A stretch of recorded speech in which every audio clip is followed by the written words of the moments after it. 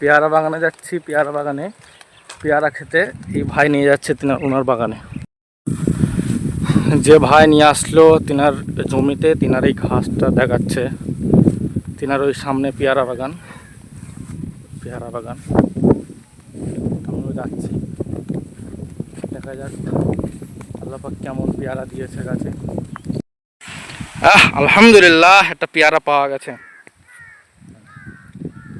আলহামদুলিল্লাহ, কত সুন্দর আল্লাহ পাকের নিয়ামত। দেখি, আপনারা দেখতে থাকুন, আমি খাই। আলহামদুলিল্লাহ, আলহামদুলিল্লাহ, দেখতে থাকুন। আলহামদুলিল্লাহ, এত সুন্দর টেস্ট, আল্লাহ পাকের শুকরিয়া আদায় করে শেষ করা যাবে না। ওই ভাই তুলছে এখনো, তার